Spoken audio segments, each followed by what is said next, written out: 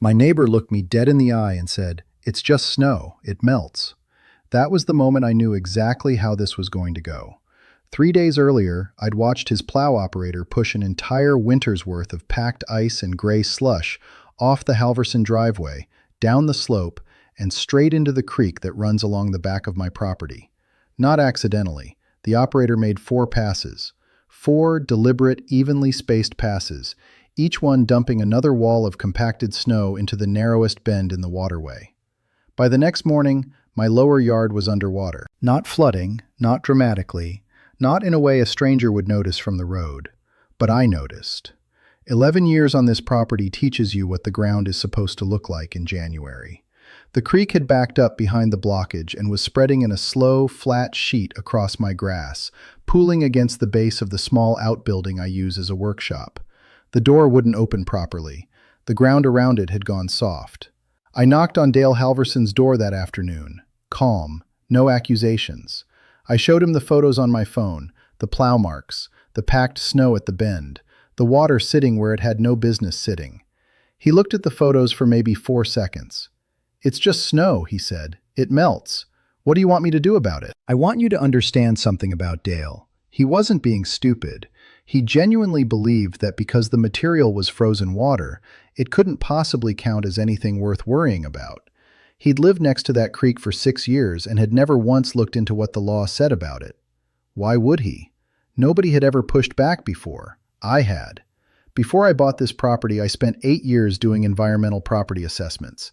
I knew exactly what that creek was, a designated tributary under state jurisdiction. I knew what waterway obstruction meant under the county code.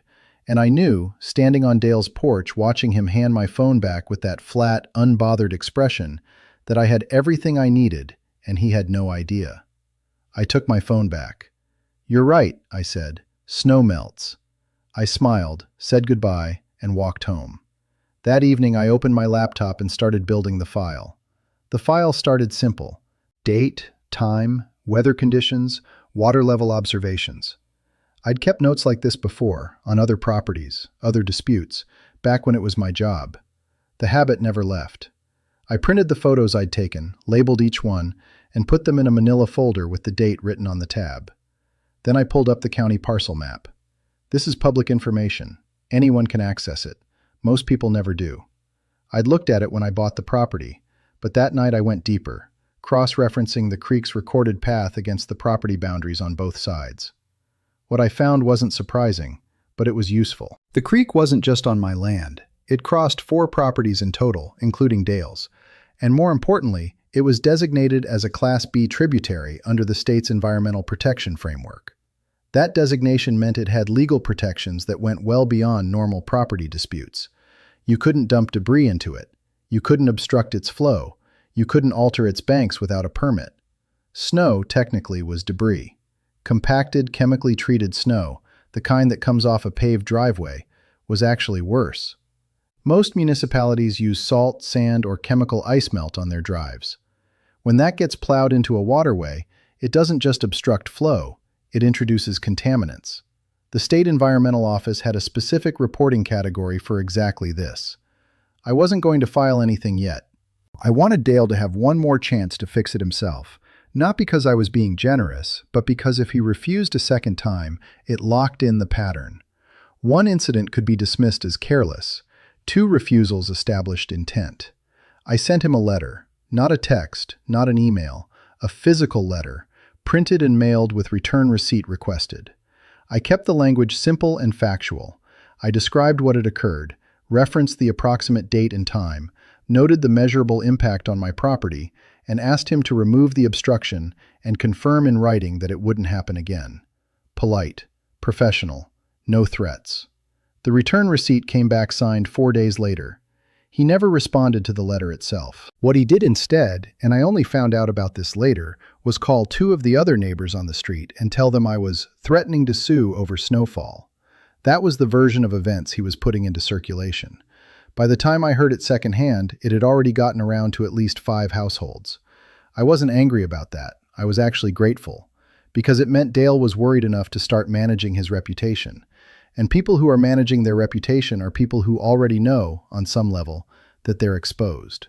I added the letter, the return receipt, and a note about the second-hand conversation to the folder. Then I waited for spring. February came and went without incident. Dale's driveway got plowed twice more that month. I could hear the machine from inside my house, but the operator didn't push anything toward the creek. Whether Dale had said something to him or the guy had just gotten lucky with where the snow landed, I couldn't tell. Either way, the blockage from January was still there, slowly compacting under its own weight. The creek was running maybe 60% of normal flow. I kept measuring it. Not with professional equipment, just a marked wooden stake I'd pushed into the bank at a fixed point, checking it every few days and writing down the number. Unglamorous work. But numbers don't lie and they don't forget. March is when things shifted. Not because of anything dramatic, because of the weather forecast. The National Weather Service put out a bulletin in the first week of March, early snowmelt warning for our region. We'd had an unusually heavy winter, and a warm front was pushing in faster than expected. They were projecting significant runoff across the county over a 2-week window. Creeks and tributaries were expected to run at 2 to 3 times their normal late winter volume. I read that bulletin twice. Then I walked the creek line from my back property all the way upstream, past the Halverson lot, to where the waterway bent north toward the ridge. I was looking at something specific, the drainage geometry. How water moved through this particular stretch of land when volume increased. What I found was exactly what I'd suspected since January. The blockage Dale's plow had created sat at the tightest bend in the creek. Under normal flow, it reduced capacity but didn't cause catastrophic backup. Under high-volume melt conditions, the kind the forecast was describing, it would act like a partial dam. Water would back up behind it, spread laterally, and follow the path of least resistance downhill. I pulled up the topo map on my phone and traced the contour lines. The path of least resistance didn't run toward my property. It ran toward Dale's. His lower yard sat in a natural depression, something you'd never notice in summer when the grass was full and the land looked flat. But on a topo map, it was obvious. If the creek backed up significantly at that bend, the overflow wouldn't spread evenly. It would pool hard into the lowest point in the area, which was his backyard. I stood there in the cold for a long minute, looking at the map, looking at the land. I hadn't done anything. I hadn't moved anything. I hadn't touched his property, or the creek, or the blockage he'd created. I was simply standing here, reading a weather forecast, looking at a topo map. And I was beginning to understand that I didn't need to do much at all. Nature was about to make its own argument. I want to be honest about something. There was a version of me that wanted to just let it happen.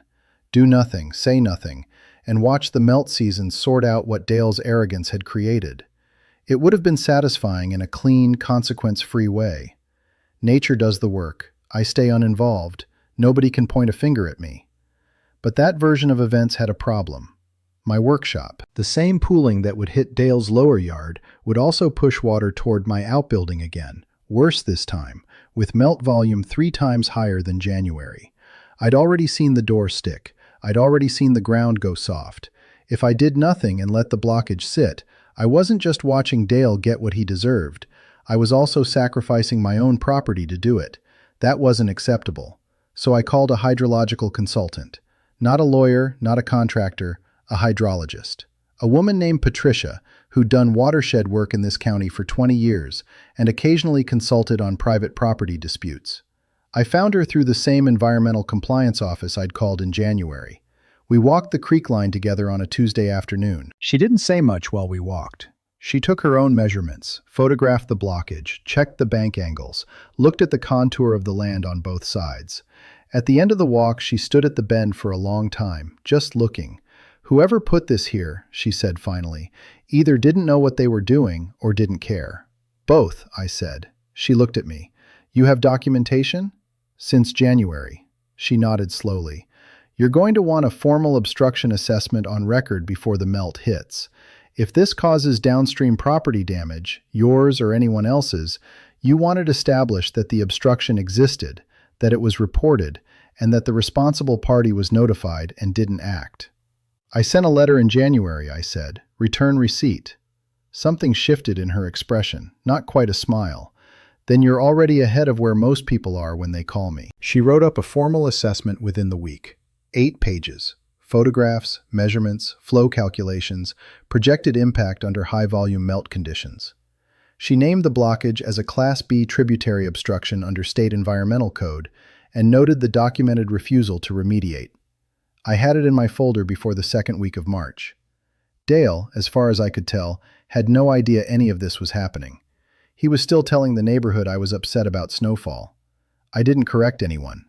I just kept adding pages to the folder and watching the temperature climb, 1 degree at a time, toward the week the forecast said would change everything. The warm front arrived on a Thursday. Not dramatically, no sudden thaw, no cinematic rush of water, just a shift. The air went from sharp to soft overnight, and by Friday morning you could hear the snow settling on the roof, that faint creak and drip that means the season is turning. The forecast had been right. Temperatures were climbing faster than the 10-day average, and the ridge snowpack was going to move. I checked my stake in the creek bank that morning. Water level was already up 4 inches from the previous day. By Saturday, it was up 11. I documented everything. Morning and evening readings, photographs from the same fixed point each time so the progression was visually clear. The creek was running fast now, that white noise sound I knew from every spring, except louder, more insistent. The blockage at the bend was holding, but you could see the water pushing against it differently than before, not seeping around it, pressing into it. Sunday morning I walked upstream to check. The packed snow at the bend had partially collapsed on the downstream side. The water pressure had eaten into it from below, but the core of it was still intact, and that was the problem. A partial collapse didn't clear the channel, it just changed the shape of the obstruction, and the water was now finding lateral paths it hadn't used before. I pulled up my topo map and watched where it was going. It was going exactly where I'd predicted. Dale's lower yard was visibly wet by Sunday afternoon. Not flooded, not yet, but that particular dark, saturated look that grass gets when the water table beneath it is rising faster than the surface can handle. I could see it from my back fence line, a spreading dark patch across the low corner of his property, maybe 30 feet wide. I took photographs from my yard. His yard, not mine. Mine was wet too, but the workshop was holding. The water was pooling slightly to the north of it rather than against the door. The changed flow pattern from the partial collapse had actually redirected some of the pressure away from my outbuilding and toward the natural depression on his side. I hadn't engineered that. I want to be clear about that. I had not touched the creek, the blockage, or anything on or near his property. The hydrology was doing what hydrology does, finding the lowest point, following the path, obeying gravity. I was simply watching. Monday morning, my phone rang. Unknown number. I let it go to voicemail. It was Dale. His voice had a different quality than it did on his porch in January. Less flat, less unbothered. There was something careful in it, measured in the way people get when they're trying to sound calm and not quite managing it. "Hey, it's Dale from next door. Give me a call when you get a chance." I listened to it twice. Then I saved it to my files and went to check my creek stake. I called him back the next morning. Not that evening, not within the hour, the next morning. Timing matters in these situations. Responding too fast signals that you've been waiting. Too slow signals avoidance. The next morning signals that you have other things going on, and this is one of them. He picked up on the second ring. "Hey, thanks for calling back," the careful voice again. "So, I've got some water coming into my yard back there. Pretty significant. I think it might be related to the creek." I let a short pause sit before I answered. "What kind of water situation?" I asked.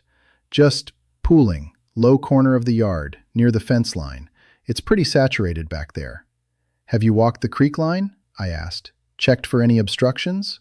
Another pause, longer than mine had been. "I mean, there's some snow back there from winter, but that shouldn't be causing this." And there it was, that exact sentence. That shouldn't be causing this. 3 months of the same man telling me snow was just snow. It melts. What did I want him to do about it? And now his yard was wet and suddenly he needed to talk. I kept my voice even. "Dale, I actually had a hydrologist walk that stretch of creek about 2 weeks ago. She documented a significant obstruction at the bend. I have a formal assessment on file." Silence. "I also sent you a letter in January about this. Certified mail. You signed for it." More silence. The careful voice was gone now. What replaced it wasn't anger. It was the sound of a man doing fast mental math and not liking the numbers. I didn't think it was a big deal, he said finally. I know, I said. That's in the letter too. I wasn't gloating. I want to be precise about that. There's a version of this conversation that becomes a confrontation, and a confrontation gives the other person something to push against. I didn't want to give Dale anything to push against. I wanted him to sit in the numbers. So what do we do? He asked. That depends on what you want the outcome to be, I said. The obstruction is on your side of the property line. Your plow operator put it there. Removing it is your responsibility.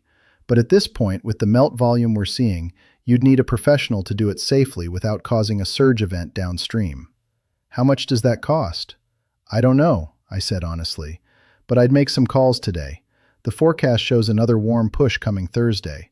He said he'd look into it. I said that sounded like a good idea. We hung up. I opened my folder and added a note. Date, time, summary of conversation. One line at the bottom. First acknowledgement of obstruction from D. Halverson. Verbal only. He didn't make the calls. I know this because by Wednesday his yard looked worse. The dark patch had spread from 30 feet wide to closer to 60, and there was standing water visible along his back fence line. Actual surface water, not just saturation. His kid's playset in the low corner of the yard had water around the base of the posts.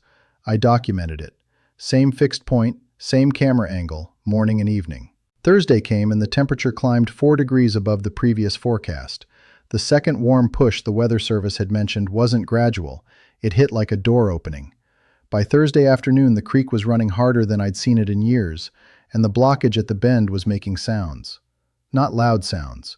A low, intermittent creak, the kind frozen material makes when internal pressure is building against it. I didn't go near it. I stood on my side of the fence line, watched, and documented. At some point Thursday evening, Dale came out into his backyard. I wasn't watching for him specifically, I was checking my creek stake, but I heard the back door and looked up. He stood at the edge of his saturated lawn, hands in his coat pockets, looking at the water around the playset posts. He didn't look over at me. I didn't say anything. There are moments in a dispute where silence does more work than words. This was one of them. We were both standing in the same cold air, looking at the same water, and the entire history of the situation was present without either of us having to speak it. He went back inside after a few minutes. Friday morning, I got a call from a number I didn't recognize. A man named Greg, who identified himself as a drainage contractor. He said Dale Halverson had given him my number and suggested I might be willing to discuss access to the creek bend from my property side. I asked Greg to describe what he was being hired to do. He explained, carefully, in the neutral language contractors use when they know they're walking into someone else's conflict, that he'd been asked to break up and remove the obstruction at the bend, and that the most efficient access point was actually from my bank, not Dale's. Did Mr. Halverson mention that I have a formal obstruction assessment on file? I asked. Brief pause. He mentioned there'd been some documentation, yeah. And did he mention that assessment recommends professional removal with controlled downstream flow management? Longer pause. He said it needed to come out before the weekend. I almost laughed. Not at Greg. Greg was just doing his job. But at the gap between what Dale had told him and what the actual situation required. Greg, I said, I'm happy to discuss access, but I need the removal done in compliance with the assessment protocol. Can you work to that standard? He said he'd have to call me back. Greg called back 2 hours later. He'd read the assessment, or at least the relevant sections I'd emailed him. His tone had shifted slightly, more careful, the kind of careful that comes from a contractor who has just realized the job is more complicated than the client described. The controlled flow protocol, he said, that's going to require a temporary berm on the downstream side before we break the obstruction. Otherwise, when the blockage clears, you get a surge. That's what the assessment recommends, yes. That's a half day of additional work. I know. Halverson didn't mention that part. I imagine he didn't, I said. Greg was quiet for a moment. Can I ask, is there any legal action pending here? I need to know what I'm walking into. It was a fair question. Contractors don't like being subpoenaed. No active legal action, I said, but I have a documented file going back to January. If the removal is done correctly and the downstream impact is managed, I have no reason to escalate. If it's done incorrectly and my property takes damage, I do. Understood, he said. And I could tell he actually did understand. The whole picture, not just the drainage problem. I'm going to go back to Halverson with a revised scope and cost. Depending on how that conversation goes, I may need your sign-off on the access agreement before we proceed. That's fine, I said. I'll have something drafted. We hung up. I spent that afternoon writing a simple one-page access agreement, not a legal document, just a plain language record of the terms under which I was permitting work from my bank. Scope of work, compliance with the assessment protocol, timeline, and one clause at the bottom stating that any damage to my property during the removal would be the responsibility of the hiring party. I emailed it to Greg with a copy saved to my folder. Then I called Patricia, the hydrologist, and let her know removal was potentially imminent. She asked me to send her any photos from the past week. I sent 46 of them. She responded an hour later. The blockage is at critical pressure, she wrote. If it goes unmanaged before the next warm push, you're looking at a surge event. Tell the contractor Friday at the latest. I forwarded that email to Greg. 20 minutes later, Greg called me again. Halverson pushed back on the revised cost, he said. He sounded tired in the way people sound when they've been caught between two stubborn parties and just want to finish the job and go home. He says the original quote was what he agreed to, and he's not paying for the berm work. I didn't respond immediately. Greg, I said finally, what happens if the blockage fails on its own before you get there? He knew the answer. He'd read the assessment. It goes downstream fast, he said quietly, and it goes wherever the land takes it. Right, I said. Silence on the line. I'll talk to him again, Greg said. Dale called me himself that evening. No careful voice this time. Not angry exactly, but the flatness was back. A different kind of flatness than the porch conversation in January. That one had been indifference. This one was controlled frustration, the kind people use when they've decided someone else is the problem. I feel like you're making this harder than it needs to be, he said. I let that sit for a second. How so? Greg says you want a berm, a protocol, an access agreement. It's a snow pile, not a dam removal. I just need someone to go in there and break it up. Dale, I said, your plow operator pushed chemically treated snow and ice into a Class B tributary in January. I documented it, reported it to the county environmental office, and had a hydrologist assess it. The assessment recommends controlled removal. That's not me making things complicated. That's the situation you created. The line was quiet. I didn't know it was a Class B tributary. That information is publicly available on the county parcel map, I said. It takes about 4 minutes to find. More silence. I could hear him breathing, which meant he was working through something. Recalculating. What do you actually want here? He asked. Because it feels like you've been building a case this whole time. And that was the most honest thing Dale Halverson had said to me since January. I want the obstruction removed correctly so neither of our properties takes damage, I said. That's it. I'm not filing anything, I'm not suing anyone. I just want it done right. And the access agreement? Protects both of us, I said. If Greg's equipment damages my bank, it's documented who's responsible. If the removal is done cleanly, it's documented that too. You want that paper trail as much as I do. Another pause, shorter this time. Fine, he said. The berm work, fine. We hung up. I sat at my kitchen table for a while after that, not doing anything in particular, just sitting. There's a specific feeling that comes when a long, slow process reaches its pivot point. Not excitement, not relief, just a kind of settling, like pressure equalizing. I'd spent 3 months building something Dale couldn't see. Not a legal case exactly, not a trap, just a complete documented record of events. Every date, every photo, every letter, every voicemail. Patricia's 8-page assessment, Greg's emails, the weather service bulletin, the topo map with the contour lines marked. Dale had spent 3 months telling neighbors I was upset about snowfall. Now his yard was underwater. His contractor had read the assessment, and he'd just agreed to pay for the correct scope of work.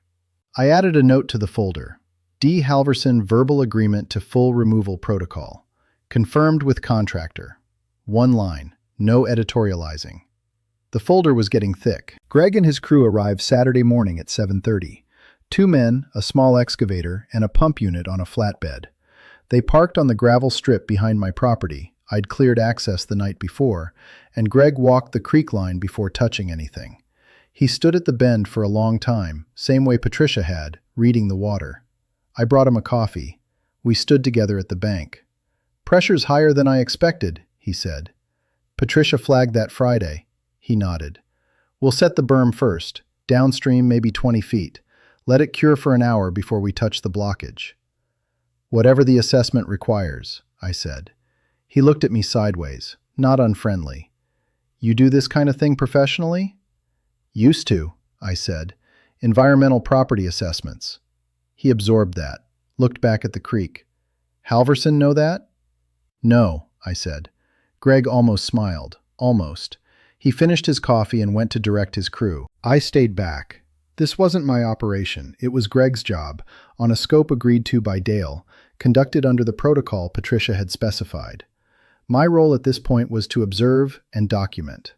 I photographed the crew setting the downstream berm, a compacted earthwork barrier designed to slow and spread any surge when the main blockage released. I photographed the excavator positioning at the bend. I noted the time at each stage. The actual removal took less than 40 minutes. The excavator broke the blockage in 3 passes, first the outer compressed layer, then the dense core that had been sitting since January. When the core gave way, the water didn't surge the way it might have without the berm.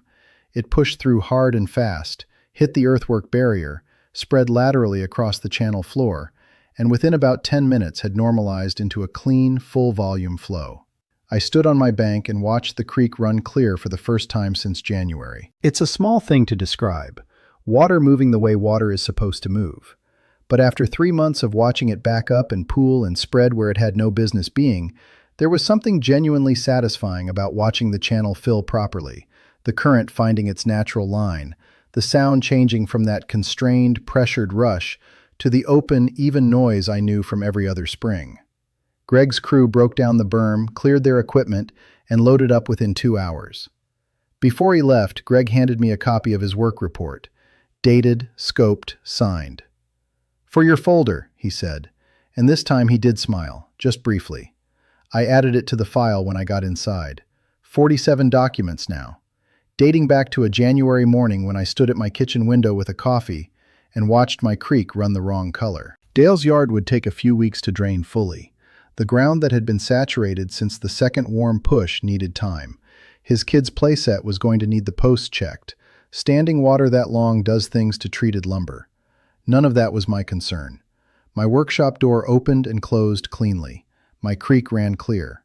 Part written, 10/approximately 19 total. Approximate word count this part, 490. Estimated words written so far, 4,660. Estimated words remaining, approximately 4,840. You said, "Next, next, 3:35 p.m. Claude responded, Part 11. Part 11.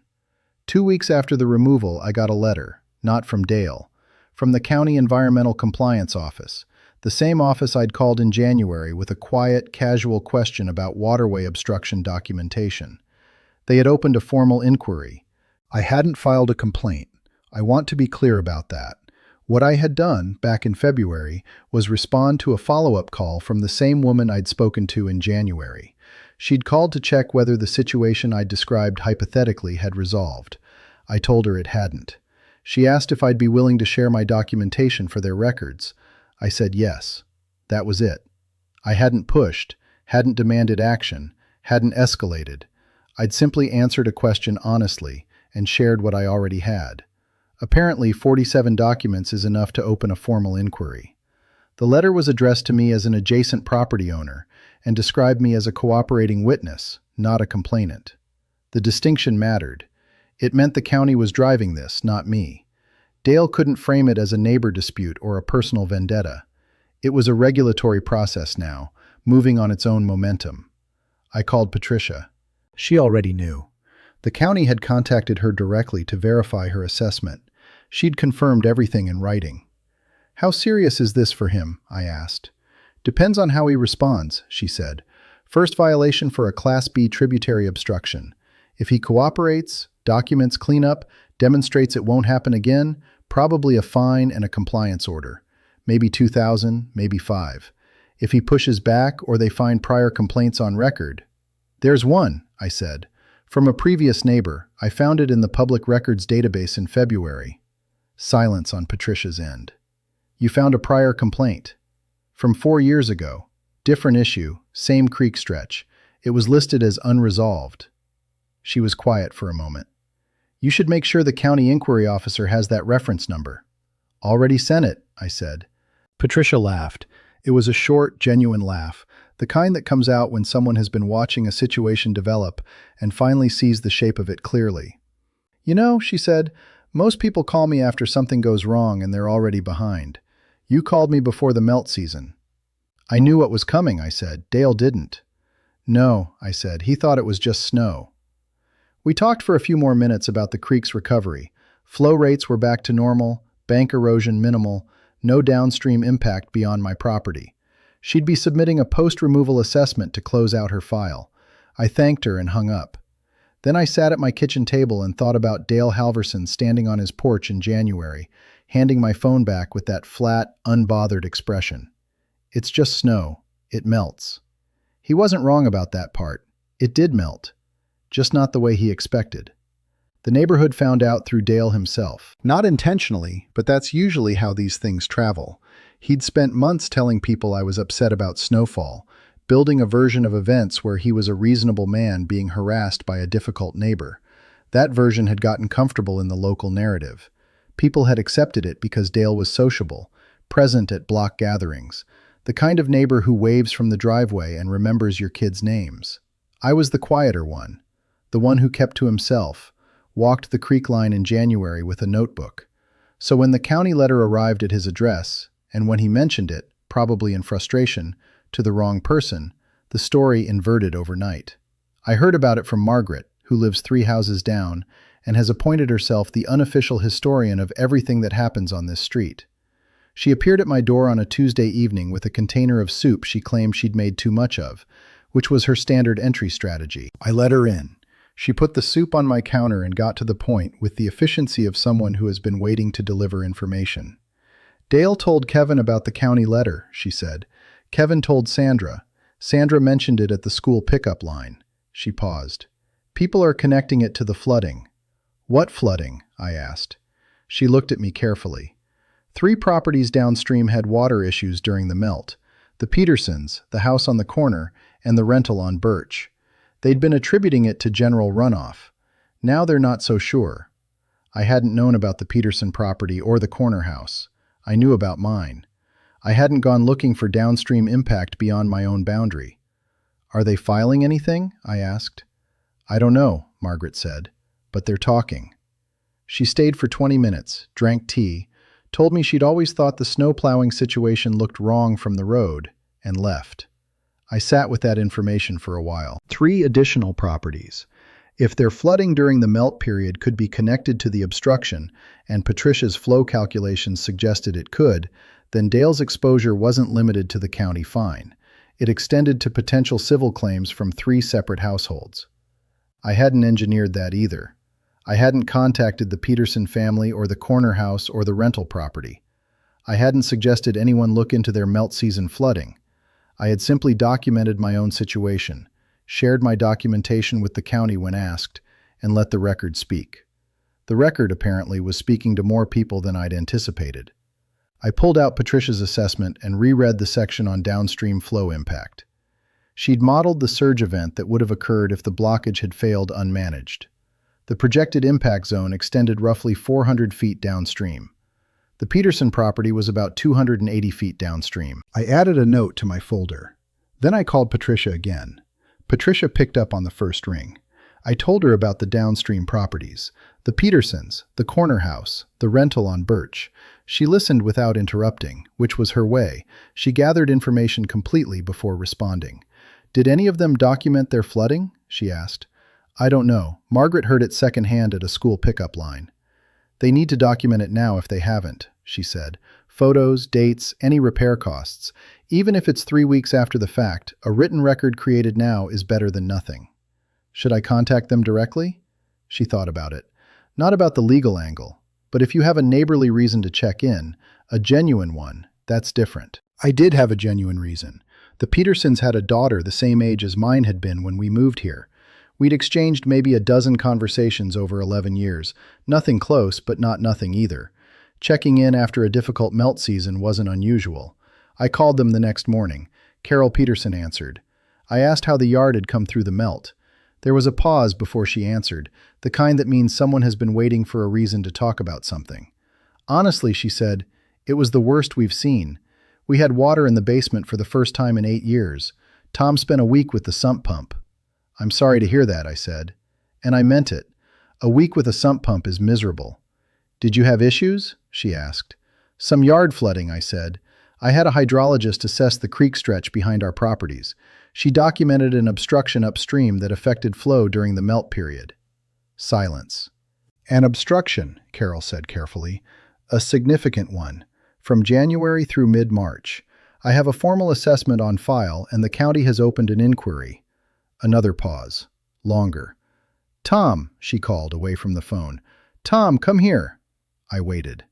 Tom Peterson was on the line 30 seconds later. He asked 3 direct questions. What kind of obstruction, who caused it, and whether the assessment covered downstream properties. I answered all 3 honestly. I gave him Patricia's contact information and told him the county inquiry reference number was public record. He thanked me in the clipped way men thank each other when they're already thinking about next steps. We hung up. I sat back. I hadn't told Tom Peterson to file a civil claim. I hadn't suggested he contact a lawyer. I hadn't characterized Dale as negligent or reckless or anything else.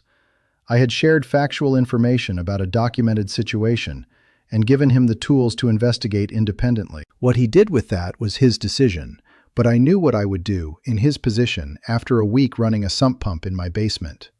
I added a note to my folder and closed it. It was getting very thick now. April arrived quietly. The creek was running clean. My yard had dried out completely by the 3rd week of March, the ground firming back up the way it does when winter finally releases its hold. I'd inspected the workshop thoroughly. No structural damage, no moisture penetration, the door opening and closing the way it should. 11 years of owning this property, and the worst outcome I'd suffered was a few weeks of soft ground and a sticky door. Dale's yard was another story. The low corner where the playset stood had taken longer to drain, that natural depression in the land holding water the way a shallow bowl holds rain. By early April, it had mostly dried, but the grass there was dead. A rough oval of brown against the green that was returning everywhere else. His kids had stopped using the playset. I didn't know if that was because of the ground condition or because Dale had told them to stay away from the wet area.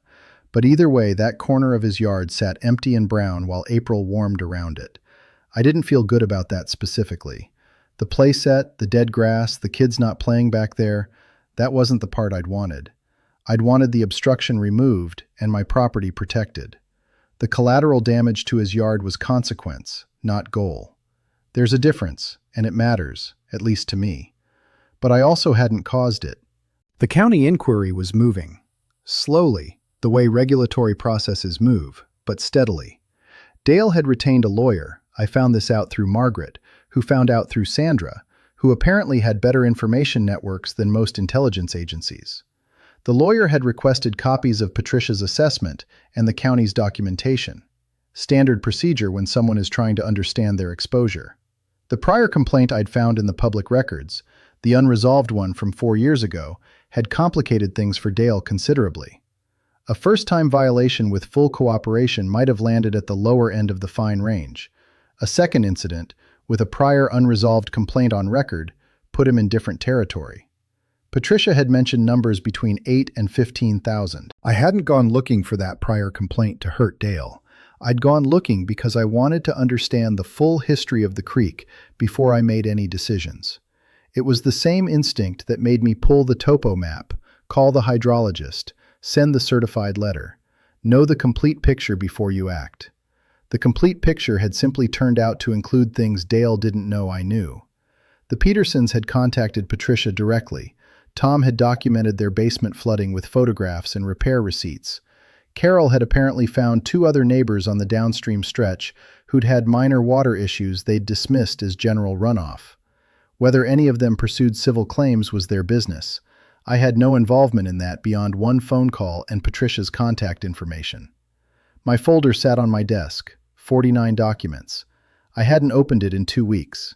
May came and the creek was beautiful. I don't say that for effect. It actually was. Full volume, clear water, the banks green with new growth, the sound exactly what it should be in late spring. I'd walked that stretch of waterway in every season for 11 years, and I knew its rhythms the way you know the rhythms of anything you've paid close attention to for a long time. That May it sounded right, clean and unobstructed and moving the way it was supposed to move. I'd started having coffee on the back porch again. It's a small thing. But I'd stopped doing it in January when the water started pooling, and then through the melt season I'd been out there with a notebook and a camera instead of a coffee cup. The shift back to just sitting there, watching the water, not documenting anything, that was its own kind of resolution. Dale and I hadn't spoken since the phone call in March where he'd agreed to the full removal protocol. We'd seen each other twice, once across the fence line when he was checking his yard in early April, once at the end of the driveway when we both happened to be outside at the same time. Both times we'd acknowledged each other with a nod. Not warm, not hostile. The nod two people exchange when they have a complicated history and have both decided, for now, that silence is the most functional option. I was fine with that. I didn't need Dale Halverson to apologize. I didn't need him to acknowledge what the creek documentation showed, or what the county inquiry had found, or what his lawyer was currently working through. Apologies are for relationships you want to preserve. Dale and I were neighbors. We shared a property line and a watershed and not much else. What I needed from him was simple behavior going forward, specifically that his plow operator never again pushed anything toward that creek. Whether that happened because he'd learned something or because he was afraid of another county inquiry, I genuinely didn't care. The outcome was the same either way. The county inquiry closed in late May. I received a notification letter, again as a cooperating witness, not a complainant. Dale had received a formal compliance order and a fine. The letter didn't specify the amount, but Margaret knew, because Sandra knew, because apparently Dale had told Kevin the number in a moment of frustrated candor. $12,400, plus legal fees. I sat with that number for a moment, not with satisfaction exactly, more with a kind of quiet acknowledgement of arithmetic. Dale had looked at my photos in January and handed my phone back and said it was just snow. Between that moment and this one, $12,400 of consequences had accumulated, not because I'd pursued them aggressively, but because I documented everything and let the systems do their work. The creek ran clean outside my window. I finished my coffee and went inside. Summer settled in, and the neighborhood found its rhythm again. Block gatherings, kids on bikes, the smell of grills in the evening, the kind of ordinary suburban texture that makes it easy to forget, for stretches of time, that anything difficult had happened at all. I went to the July 4th gathering on Margaret's lawn, talked to people I hadn't talked to in months, ate something off a grill and drank something cold, and watched the neighborhood exist the way neighborhoods do when nothing is actively wrong. Dale was there. We were in the same space for about 3 hours. He talked to Kevin near the food table. He helped Margaret move a folding chair. He laughed at something someone said near the back fence. Normal neighbor behavior, entirely unremarkable. At one point we ended up standing maybe 8 feet apart, both reaching for drinks from the same cooler. He looked at me. I looked at him. "Creek looks good," he said. 2 words of acknowledgement wrapped in 4 words of small talk. It wasn't an apology. It wasn't a concession. It was the minimum possible acknowledgement that something had happened and had been resolved, delivered in the most deniable format available. "It does," I said. We both got our drinks and moved in different directions. That was it. The closest thing to a resolution conversation we ever had. And honestly, it was enough. Not because I'd forgiven him or because the history had dissolved, but because it established a new baseline. We both knew what the other person was capable of now. Dale knew I documented, prepared, and waited. I knew he acted without thinking and then scrambled when consequences arrived. That knowledge made us, paradoxically, better neighbors going forward. The Petersons had settled something with Dale privately. I didn't know the terms and didn't ask. Tom had mentioned in passing, the one time we'd talked since April, that it had been resolved to their satisfaction. His tone suggested it had involved money. I left it there. The corner house and the rental on Birch, I never found out what came of those. Either they'd pursued something quietly or decided it wasn't worth the effort. People make different calculations. Not everyone wants to spend months building a folder. August arrived, then September. I started thinking about winter preparation. Cleared the gutters, checked the workshop seals, made sure the drainage around the foundation was clean. Normal seasonal work. I also walked the creek line in late September, the way I do every year before the cold comes. Checked the banks, looked for anything that shouldn't be there, noted the water level on my stake. Everything was clear. I stood at the bend where the blockage had sat for 3 months, the same spot where Patricia had stood in March, reading the water. The bank looked undisturbed. The channel ran straight and clean through the bend, the water moving with that particular efficiency it has when nothing is slowing it down. I took one photograph. Not for the folder, I'd closed the folder in May, just for myself. Winter came back, the way it always does. First frost in late October, first real snow in November. I watched Dale's driveway get plowed twice in December. Different operator this time, a younger guy with a smaller machine who worked methodically and stacked everything along the front edge of the property, well away from the slope that ran toward the creek. I noticed. I didn't make a point of noticing, but I noticed. Whether Dale had specifically instructed him or whether the operator just had better instincts than the previous one, the result was the same. The snow went where snow should go. The creek stayed clear. The drainage geometry of the neighborhood functioned the way it was designed to function. I didn't document any of it. There was nothing to document. That sounds simple, but it represented something significant to me. The entire previous year, January through May, nearly 5 months, I had been in a continuous state of low-level vigilance, checking the stake, photographing the water levels, noting dates and times, building the record. It had been necessary work, but it had also been a kind of weight, the constant awareness that something was wrong and needed to be tracked. That weight was gone now. I had coffee on the back porch on a December morning when the temperature was barely above freezing, watching the creek move under a thin skim of ice along the edges. The center ran open and clear, dark water catching the flat winter light. My breath fogged in front of me, and I didn't have a notebook in my pocket, and there was nothing I needed to write down. I thought about the folder, 49 documents, sitting in a filing cabinet in my office. Photographs and letters and a certified mail receipt and an 8-page hydrological assessment and a contractor's work report and a county inquiry notification and notes from phone calls and a weather service bulletin and a topo map with contour lines marked in pencil. All of it built from one January morning when I stood at my kitchen window and noticed the water looked wrong. People ask sometimes, not about this specifically, but about disputes in general, whether it's worth it. The time, the documentation, the phone calls, the careful language, the months of patience, whether it wouldn't have been easier to just let it go or handle it differently. My answer is always the same. It depends on what you know. If you don't know what you're looking at, if you see snow in a creek and think it's just snow, then maybe it's not worth it. Maybe it resolves on its own. Maybe it doesn't. Maybe you absorb the damage and move on. But if you know what you're looking at, if you understand the land and the law and the documentation and the systems, then the question isn't whether it's worth it. The question is just whether you're willing to do the work. I finished my coffee. The creek ran clear. January came around again. I marked the date without meaning to, the anniversary of the morning I'd first noticed the water running wrong. Stood at the same kitchen window, same coffee cup, same creek. Everything looked exactly as it should. Water level normal, color dark and clean, the sound of it carrying through the cold air the way it always had. No gray-white discoloration, no plow marks on the bank, no spreading sheet of water across my lower yard. Just the creek, doing what it does. I'd thought about that first morning a lot over the past year. Not obsessively, I'm not built that way, but the way you think about a decision point after enough time has passed to see it clearly. The moment when I could have knocked on Dale's door and gotten angry.